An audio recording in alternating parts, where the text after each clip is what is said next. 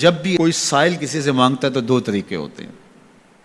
کچھ سائل ایسے ہوتے ہیں جو کوئی بات نہیں کرتے، سیدھا آ کے ہاتھ پھیلا دیتے ہیں. ایک تو سائل یہ ہے.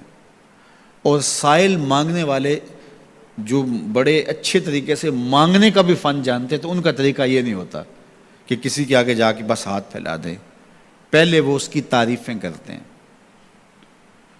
پھر جو ہے وہ اس کی رحم دلی کا ذکر کرتے ہیں، پھر اس کے مال و اسباب جو اس کو دیے گئے ہیں ان کے قصیدے پڑھتے ہیں، پھر اپنی وفاداری کا اظہار کرتے ہیں، پھر جھولی پھیلاتے ہیں. تو یہ دوسرا اور مہذب طریقہ ہے. ایک تو مانگنے والا اپنی ضرورت کو یوں ہی کسی کے سامنے رکھ دے، اور ایک یہ ہے کہ مانگنے والا اپنی ضرورت کو رکھنے سے قبل جس سے مانگ رہا ہے پہلے اس کی تعریف کرے. اب بندے اللہ سے ہدایت مانگنے کے لیے کھڑے ہوئے، پہلے تو وضو کیا، صاف ستھرے ہوئے، کانوں پہ ہاتھ لگائے، اس کے بعد ہاتھ باندھ کے ادب سے کھڑے ہو گئے، اور اب مانگنے لگے ہیں تو کیا بولے؟ الحمدللہ رب العالمین.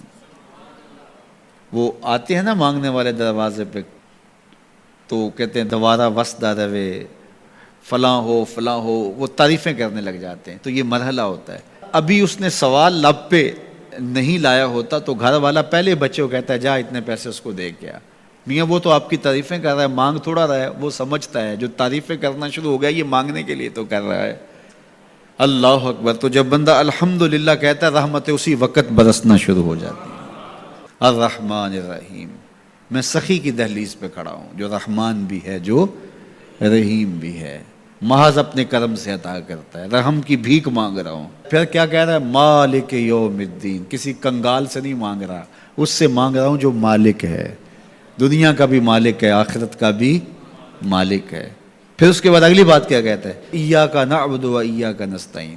مالک میں پوجتا بھی تجھے ہوں اور مانگتا بھی تجھ سے ہوں. دیکھو سائل اس اعتبار سے بھی دو طرح کے ہوتے ہیں.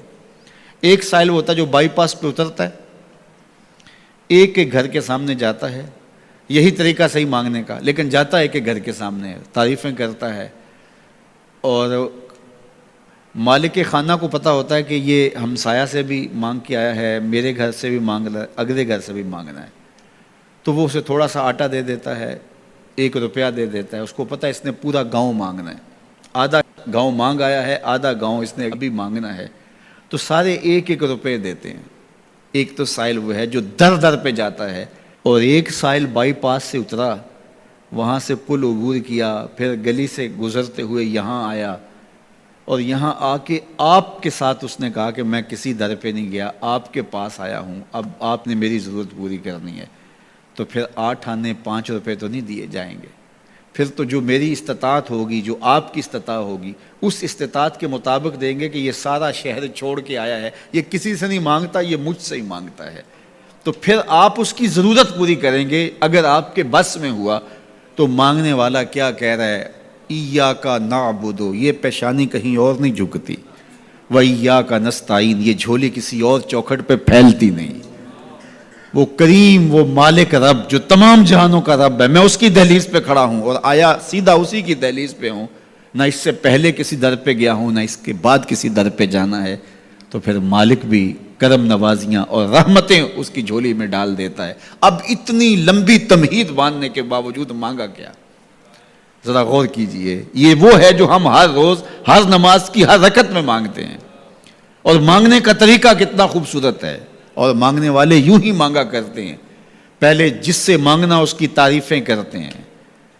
آپ نے مانگنے والوں کو دیکھا جو سلیقے سے مانگتے ہیں، تیرے بچے وسدے رہیں، تیری جد آباد رہے، تیرا خاندان آباد رہے. وہ مانگتے ہیں اس طرح، پہلے تعریفیں کرتے ہیں، پھر کہتے ہیں تیری فیکٹریاں چلتی رہیں، تیرے جو ہے تیری جائیداد بڑھتی رہے.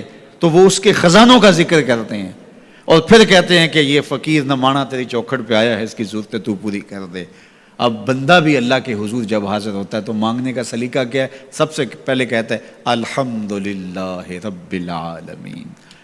میں کسی کنگال کی چوکھٹ پہ نہیں آیا، تمام جہانوں کے پالن ہار کی چوکھٹ پہ آیا ہوں. اسی کی تعریفیں، اختیاری بھی غیر اختیاری بھی، واسطے کے ساتھ بھی بلا واسطے کے ساتھ بھی. اسی کی خوبی ہیں، سارے اسی کے کمال ہیں، وصف سارے اسی کے ہیں. پھر اس کے بعد کہتا ہے الرحمن الرحیم، وہ رحمان بھی ہے وہ رحیم بھی ہے۔ پھر اس کے بعد کہتا ہے مالک یوم الدین، وہ دنیا کا ہی مالک نہیں، آخرت کا بھی مالک ہے، یوم حساب کا بھی مالک ہے۔ پھر اس کے بعد اپنی وفاداری جتلاتے ہوئے کہتا ہے ایاک نعبد و ایاک نستعین، مالک سارا جہاں بس رہا ہے، میں نے کسی سے نہیں مانگا، میں نے جھولی تیری چوکھٹ پہ پھیلائی ہے، میری پیشانی تیرے حضور جھکتی ہے، یہ پیشانی کسی اور کے حضور کبھی نہیں جھکی نہ جھکے گی۔ یہ سب عرض کرنے کے بعد پھر مانگتا کیا؟ اہدنا الصراط المستقیم، مالک مجھے سیدھی راہ پہ چلا دے، میں تیرے حضور آیا ہوں، مجھے ہدایت کا نور عطا کر دے۔ انشاءاللہ یہ ہدایت کیا ہے اور ہدایت کی قسمیں کیا ہیں، اور پھر اس دعا کا جواب اللہ کی طرف سے کیا آتا ہے، اور بندے پہ کتنی کرم نوازیاں ہوتی ہیں۔